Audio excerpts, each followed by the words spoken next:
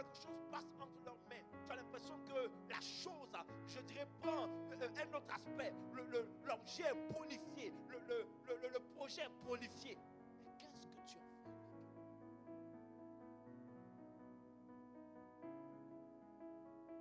Dieu t'a donné un talent. Mais la gestion parfois est mauvaise. Parce que nous n'avons pas compris que la priorité de ce que tu as mis en nous, c'est pour l'adorer. Dis amen à ça. La troisième chose, et pour avancer, que Dieu t'a donné de gérer, ce sont les finances. Regarde ton voisin, il faut dire ton argent ne t'appartient pas. Dis encore une deuxième fois, ton argent ne t'appartient pas. Alléluia. Beaucoup aujourd'hui, vous voyez, souffrent parce que nous avons une mauvaise gestion financière. Nous n'avons pas compris que parfois ce que nous vivons sont, je dirais, ce que nous vivons est la somme de nos mauvais choix ou de notre mauvaise gestion. Nous avons pris de mauvaises décisions, nous avons fait de mauvais investissements. Et aujourd'hui, nous sommes parfois en train, vous voyez, je dirais, de vivre les conséquences de nos actes. Alléluia. Parce que nous n'avons pas compris que Dieu nous a donné de gérer également les trésors de la terre. La Bible dit, avant la création, Genèse, avant de créer l'homme, Dieu a créé la terre. La Bible dit qu'il a mis sur la terre et dans la terre, sous la terre, il a mis toutes sortes de pierres précieuses. Et après avoir créé Adam, il lui a dit, maintenant je te donne la responsabilité de labourer, de cultiver la terre, c'est-à-dire de prendre soin de la terre. Donc Dieu met des trésors, des pierres précieuses sur la terre et il demande à l'humain, vous voyez, de les gérer. Si nous ne comprenons pas, bien-aimés, que même tes finances, le fruit de ton travail, le fruit de tes efforts, bien-aimé, Dieu te demande de savoir les gérer. Dieu te demande d'avoir une bonne gestion. Dieu te demande de le faire passer également, je dirais, en priorité. Nous serons en train, vous voyez, de rater la mission à laquelle nous sommes appelés à exceller. Parce que le disciple est fait pour prier. Le monde ne te fera pas le cadeau. Si tu veux gérer tes biens, toi en tant que fils du royaume, comme je dirais un païen gère ses biens, tu finiras par échouer. Si tu veux gérer tes talents, tes dons, tes capacités, comme je dirais un non converti gère ses talents, ses capacités, tu finiras par échouer. Si tu veux gérer ton temps, comme un non converti gère son temps, tu finiras par échouer. Alléluia. Parce que vous êtes, je dirais, dans ce monde, mais vous n'avez pas la même, je dirais, nature. Toi, tu as compris maintenant. Peut-être que lui comprendra lorsqu'il arrivera à la conversion. Mais toi qui es converti, tu dois comprendre que ta nature te permet d'avoir une autre attitude et une autre manière de gérer. Alléluia. Et celui qui gère bien, la Bible dit que Dieu lui promet de lui donner davantage. Alléluia. Je prie que l'Éternel te bénisse davantage. Je prie qu'il t'arrose davantage. Je prie que les talents, les dons cachés en toi éclorent. Je prie que les capacités, les compétences que tu n'as pas encore vues, tu n'as pas encore expérimentées, se révèlent dans le nom de Jésus de Nazareth. En cette nouvelle saison, je déclare que tous les talents cachés, tous les dons cachés à l'intérieur de toi, maintenant se manifestent pour la gloire de l'Éternel. Je prie maintenant que l'Éternel te permette d'aide à bien gérer tes finances. Au nom puissant de Jésus, je chasse la dette, je chasse les crédits, je chasse les problèmes financiers, je chasse la sécheresse financière. Loin de toi dans le nom de Jésus de Nazareth. Je déclare maintenant que tu as une bonne gestion de ton temps, que ton temps soit consacré à Dieu, que ton temps soit dédié à Dieu, que ton temps, bien-aimé, serve à honorer le Seigneur. Je le déclare au nom de Jésus de Nazareth. Si tu es d'accord avec ça, tu vas te tenir debout et tu vas dire Alléluia. Alléluia. Asseyons-nous un instant. Alors, pour avoir une bonne gestion, ce n'est pas faire des études académiques. Avoir une bonne gestion, ce n'est pas faire, je dirais, l'école de la magistrature. Non, bien-aimé. Il y a une école que Dieu a mis à disposition. Lui, pour, je dirais, les êtres spirituels. Il y a une école qui existe. Alléluia. Et cette école-là, on l'appelle l'église. C'est à cela que sert l'église. L'église sert, bien aimé, à apprendre, je dirais, ou à savoir, à connaître comment gérer ce que Dieu nous a donné. C'est à ça que sert l'église. L'église s'appelle la maison du potier. L'église n'est pas un lieu de rassemblement de personnes frustrées, rassemblement de personnes ayant des mêmes origines ou étant du même village. Non, l'église est le lieu où Dieu nous emmène pour nous enseigner, pour nous éduquer, pour nous apprendre, pour nous instruire, pour la mission pour laquelle il nous appelle. L'église est le lieu où Dieu te forme. L'église est le lieu où Dieu te transforme. L'église est le lieu où Dieu te façonne. L'église est le lieu où Dieu veut te polir pour que quand tu vas sortir, tu reflètes sa gloire. Tu sois à l'image de la puissance et de l'autorité qu'il dégage au nom de Jésus de Nazareth. Les gens n'ont pas compris, je dirais, l'importance de l'église. Raison pour laquelle nous négligeons. On vient quand on veut, on change d'église comme on change de chemise. On change d'église comme on change, excusez-moi du terme, de sous-vêtements. Tous les 2 jours, tous les jours, on change quand on veut, quand on souhaite, quand on ne voit pas nos intérêts, quand on ne voit pas nos avantages, quand on ne voit pas ce qu'on cherche, on change, parce qu'on n'a pas compris en réalité le rôle de l'église. L'église, c'est la maison du potier. L'église, c'est le lieu où Dieu te transforme. L'église, c'est le lieu où Dieu te façonne. Dieu t'emmène à l'église, bien-aimé, pour que les valeurs qu'il a mises en toi, les valeurs qui sont en toi, puissent grandir et que tu puisses refléter sa gloire. Dis amen à ça. L'église est le lieu où Dieu veut t'apprendre. Parce que dans ce monde dans lequel tu es, les chrétiens doivent avoir une manière de marcher. Mais si tu n'as pas compris que le rôle de l'église, c'est de t'enseigner à marcher dans ce... Tu viens dans un endroit, tu n'es pas de cet endroit. Si on ne t'enseigne pas, on ne t'apprend pas comment les choses fonctionnent dans cet endroit, tu risques d'échouer ou d'être englouti. Alors Dieu nous a emmenés sur la terre. Mais sur cette terre, il sait bien aimé que nous risquons d'être engloutis par les agents du diable et par le diable lui-même. Alors qu'est-ce que Dieu fait? Il met des points relais. Il met des endroits qu'on appelle des hôtels. Il met des lieux qu'on appelle des portes spirituelles. L'église est un hôtel. L'église est une porte spirituelle où Dieu vient nous enseigner, où Dieu vient nous parler, où Dieu vient nous révéler, où Dieu vient nous instruire. Il vient nous équiper pour que nous soyons armés pour affronter le monde. Alléluia. Alors l'église, ce n'est pas un endroit de caritatif. L'église, c'est l'école du Saint-Esprit. C'est à l'église qu'on est formé. Parce que c'est la maison du potier. Et dans la maison du potier, il y a un type de chrétien que Dieu veut voir. Je dirais, il y a un type de résultat que Dieu veut voir. Alléluia. Il y a un type de résultat que Dieu veut voir. L'objectif de Dieu, c'est de te préparer. Vous voyez? Parce que l'église, ce n'est pas la finalité. Regarde ton voisin, il faut dire l'église, ce n'est pas la finalité. L'église, c'est le commencement. Dites amen à ça. Je m'explique. Ça veut dire quoi? C'est à l'église que tu es formé. Comme dans le monde, vous voyez, on va dans un lieu qu'on appelle de formation. Et quand on finit la formation, on va dans un lieu qu'on appelle lieu de travail. Alléluia. L'église est un lieu de formation. Et après, Dieu t'emmène dans une autre étape où tu vas exercer ce à quoi il t'a formé. Alléluia. Alors, il y a un type, je dirais, de disciple que Dieu souhaite, je dirais, atteindre au sein de la communauté. C'est pour ça, bien aimé, que quand Dieu t'envoie quelque part, tu dois comprendre la raison pour laquelle il t'envoie. Dieu ne prend pas son temps de te connecter, vous voyez, à une onction, à un hôtel, à une communauté, à une église, à un coin de Dieu, s'il n'y a pas un objectif à atteindre dans ta vie, c'est à toi, c'est ta responsabilité, c'est ton devoir de crier à l'Éternel pour qu'il te révèle la raison pour laquelle il t'a connecté, vous voyez, à cette source qu'on appelle l'église.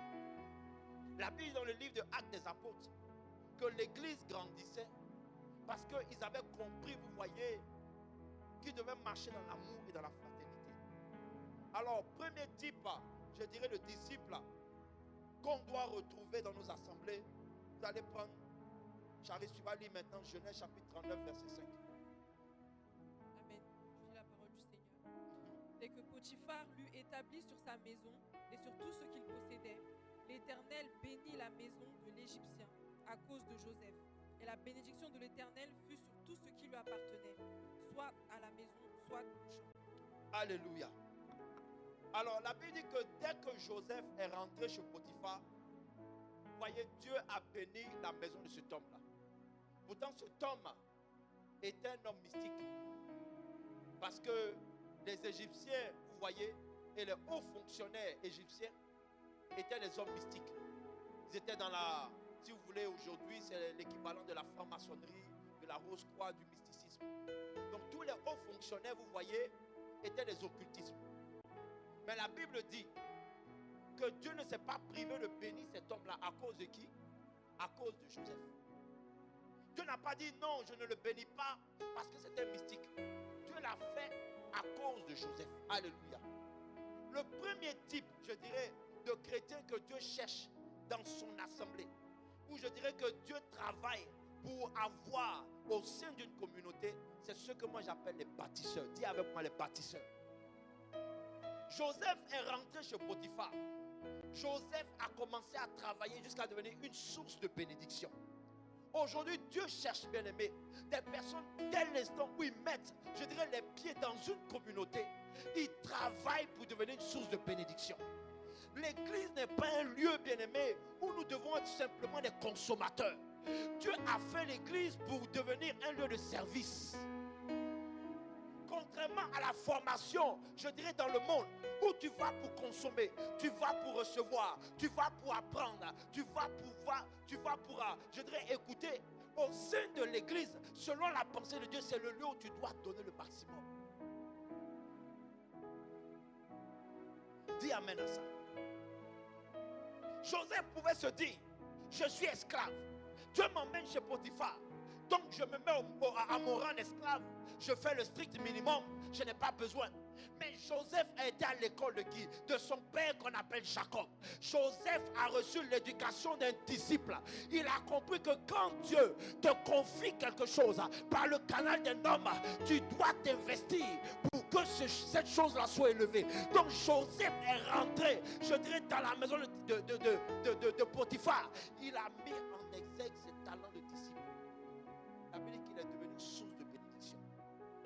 Au point où cet homme voit que tout ce qu'il confie à Joseph est en train de réussir. Aujourd'hui, Dieu cherche ce genre de personnes au sein de l'église. L'église se meurt. L'église n'avance pas. Parce que les gens n'ont pas compris qu'ils doivent être des bâtisseurs au sein de leur communauté. Tu dois être une source de bénédiction.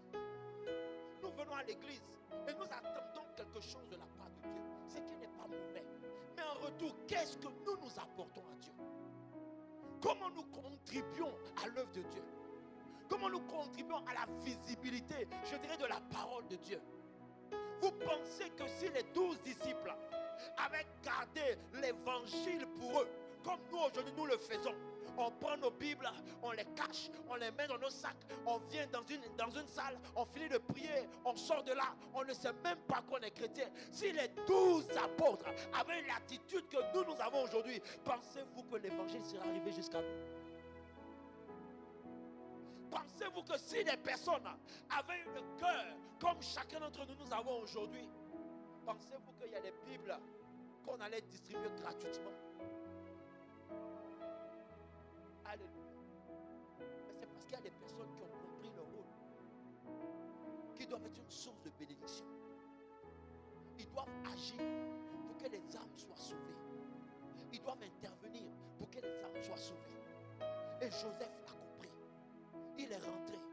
Il a dit, Dieu m'a confié, je dirais, le patrimoine de cet homme-là. Je dois être une source de bénédiction. Et comme il était une source de bénédiction, ça l'a démarqué.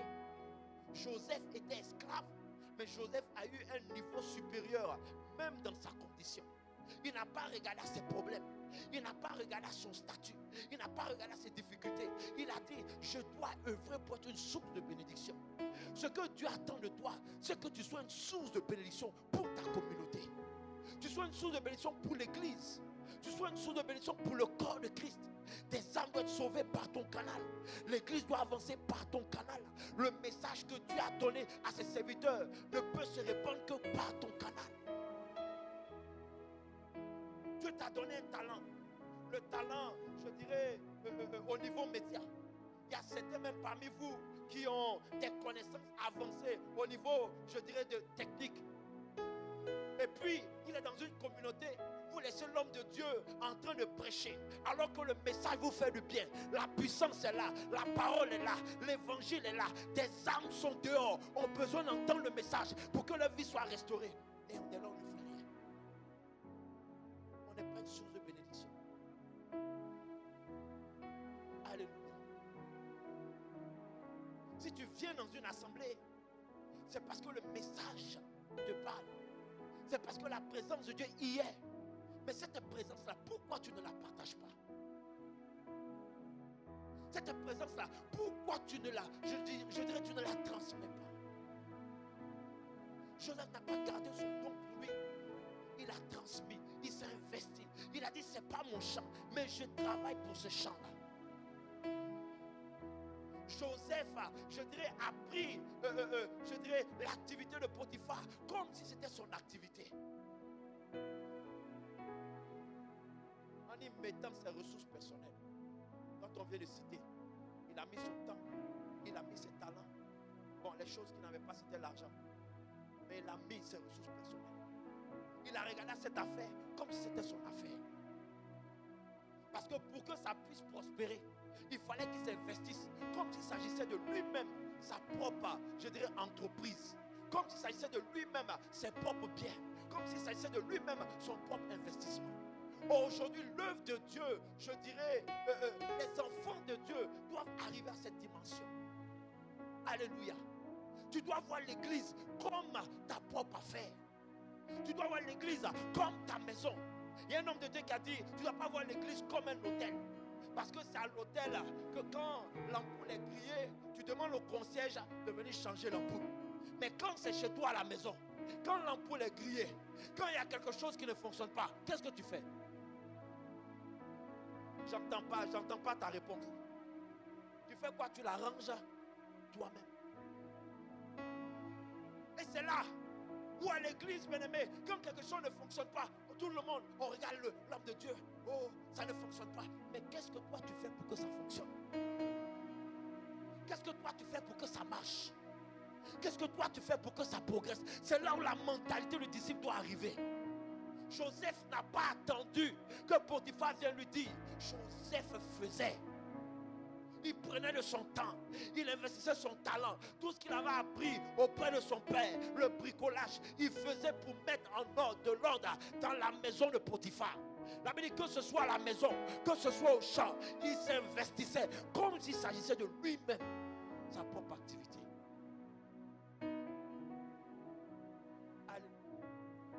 Nous sommes les premiers à critiquer quand ça ne va pas. Nous sommes les premiers à critiquer quand il y a quelque chose qui ne va pas. Mais nous-mêmes, qu'est-ce que nous faisons pour arranger la situation? C'est ce genre de disciple que Dieu cherche dans son église. C'est ainsi que l'église sera forte.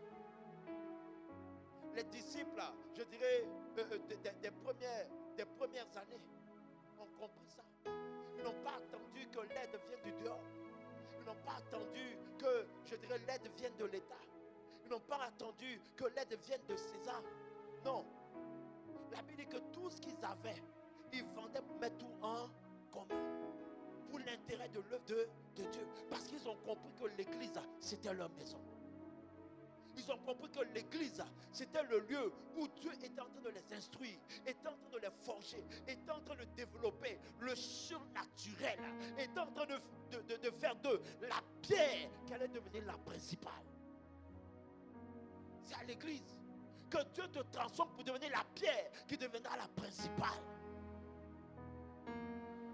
Mais si dans cette église où Dieu t'a envoyé, zéro investissement, zéro création, zéro implication, zéro, je dirais quoi, zéro proposition, engouement. Quel est l'intérêt de Dieu de s'investir en toi?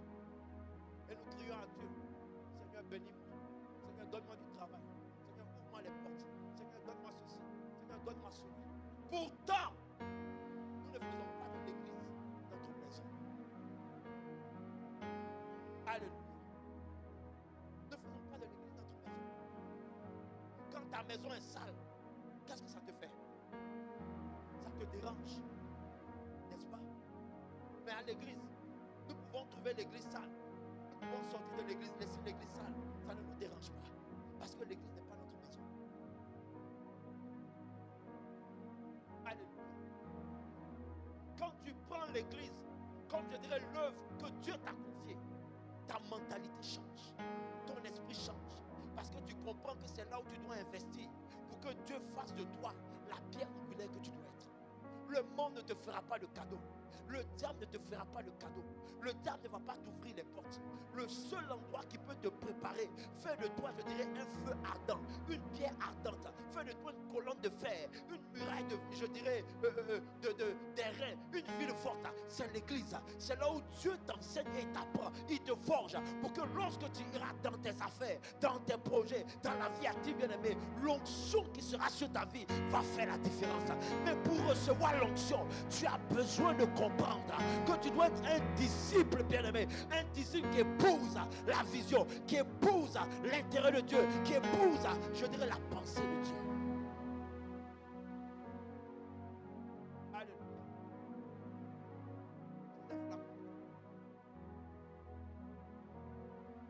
Joseph s'est investi.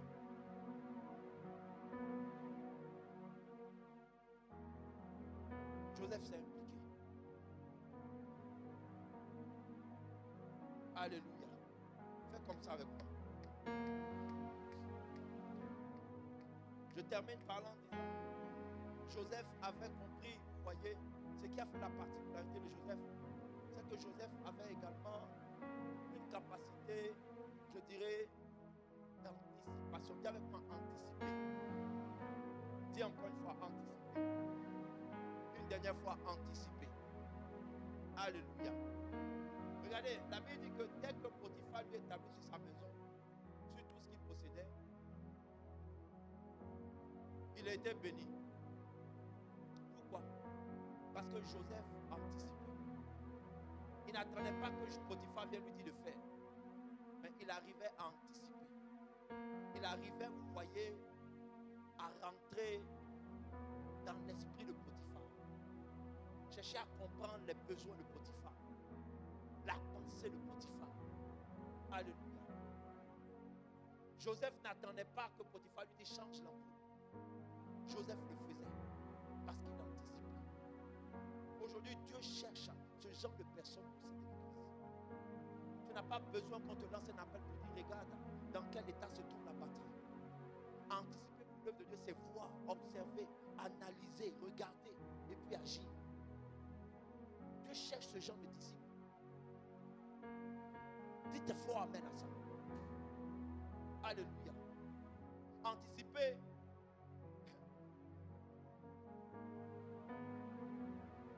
Voici Romain. Il a vu que les musicales, ils sont combien maintenant?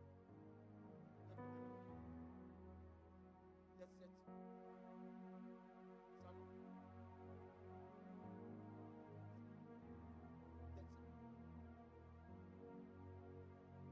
Vous allez trouver le nom, vous allez me dire. Hein? Il a compris maintenant qu'ils sont plusieurs. Ils sont plus de 7. Donc qu'est-ce qu'il a fait? Il s'est dit, bon, si je n'agis pas, je ne vais pas chanter. Il est parti. Il a dit, bon prophète, voici, j'ai pris un micro. Il a acheté le micro. Et puis il chante avec ça. Il a anticipé. Vous ne citez que lui. Voici même, je dirais, il est ex-aequo avec son frère. Les deux pas comme. Pas comme Zégbéi qui est toujours en train de TikTok là. Hein? Lui, il anticipe. Il vient, il voit l'église. Ah, il manque, je dirais, des micros. Tous les micros que vous chantez avec là. C'est pas comme qui a acheté ça.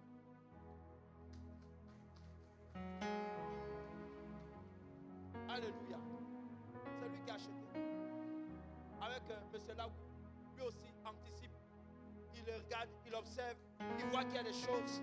Il n'a pas besoin qu'on lui dise. Il se lève et il agit. Parce que c'est pour l'intérêt de l'œuvre de Dieu. Il y a des personnes qui se sont levées. Aujourd'hui, la caméra qui a été prise. Mais c'est qui? C'est Alassane. Oui, acclamez pour lui, c'est Alassane. Alléluia. C'est Alassane qui l'a pris. Voici la caméra qui est là. Alléluia. Dieu cherche qu'on anticipe. Tu n'as pas besoin d'attendre que l'homme de Dieu te dise ou qu'on vienne se mettre sur la chair pour dire non. Tu anticipes le besoin de l'église, le besoin, je dirais, face à la situation. Est-ce que tu as besoin? Est-ce que chez toi à la maison, quand tu regardes là, tu vois dans le frigo, il n'y a plus de yaourt, il n'y a plus d'eau, il n'y a plus de ceci, il n'y a plus de cela. Est-ce que tu attends? Si tu es un enfant consciencieux, je suis en train de parler aux jeunes. Maman Gogoua, est-ce que tu attends à la maison? Hein? Que maman Gogoua te dise, oh Anaïs, il n'y a plus de pack d'eau, il n'y a plus de lait dans le frigo, sachant que tu travailles. Tu te lèves, tu regardes, bon, il n'y a plus d'eau, ok, il n'y a plus de lait, ok, bon, j'achète, et puis je viens, je dépose à la maison, parce que j'anticipe. Mes parents n'ont pas besoin de me dire. Alléluia. Mais dans l'église, on attend que tout soit là. Et après, quand l'homme de Dieu va venir dire, bon, je lance un appel, on va dire, voici les mêmes là encore. Alléluia. Bon, on se met dans quelle position? On dit ou on ne dit pas? C'est le besoin de l'église. Alléluia. Et l'église, Dieu a dit à qui? Il a dit, je dirais c'est au peuple de Dieu que Dieu a dit à Moïse, Moïse, va dire à mon peuple que chacun ramène de l'or pour construire le tabernacle. C'est chacun d'entre nous qui devons nous investir pour l'avancement de Dieu. Mais bien aimé, je te rassure ce matin en te disant qu'il n'y a aucun mouvement dans lequel tu peux te lever pour aider une personne à accomplir la vision que Dieu lui a donnée sans que tu ne sois récompensé au centuple. Dieu s'est souvenu de Joseph parce que Joseph a aidé Potiphar à accomplir, je dirais, sa vision. Sa vision, c'était d'être un homme prospère, d'être un homme élevé. Parce qu'il s'est investi dans la maison de Potiphar. Dieu s'est souvenu de lui. Même quand il était en prison, Dieu a fait de lui un chef. Jusqu'au temps convenable, Dieu l'a pris. Lui qui était la pierre rejetée, lui qui était la pierre abandonnée, lui qui se retrouvait dans un pays où il était étranger. La Bible dit que Dieu l'a souverainement élevé par des concours de circonstances qui sont sortis de l'ordinaire. Il n'est pas passé par la voie naturelle, mais il est passé par la voie surnaturelle. Je dis à quelqu'un, parce que tu seras en train de t'investir dans l'œuvre de Dieu, Dieu va ouvrir des portes surnaturelles dans ta vie. Dieu va décanter des situations dans ta vie. Dieu va opérer des miracles dans ta vie. Dieu va apporter des bénédictions dans ta vie. Il y a des choses qui ne passeront plus devant toi, mais qui arriveront dans ta vie parce que tu te seras soucié de l'œuvre de Dieu. Dieu va se soucier de tes intérêts. La Bible dit, fais de l'Éternel tes délices et te donnera ce que ton cœur désire. Plus tu t'investis dans l'œuvre de Dieu, plus tu prends la maison de l'Éternel comme ta propre maison. Plus tu t'investis, tu anticipes le besoin, tu penses à comment faire avancer l'œuvre de Dieu, comment parler de ma communauté, comment faire grandir ma communauté. Et plus l'Éternel va s'investir en toi, ta vie ne sera pas muette, ta vie ne sera pas terne, mais tu verras la gloire de Dieu, tu verras les promesses de Dieu, tu verras les bénédictions de Dieu. Les choses vont te surprendre parce qu'il ouvrira les portes de fer qui étaient devant toi, elles s'ouvriront d'elles-mêmes. Aucune situation ne te résistera, aucun démon ne te résistera, aucune réalité ne te résistera, parce que la puissance de Dieu sera avec toi. Je le déclare dans le nom de Jésus de Nazareth.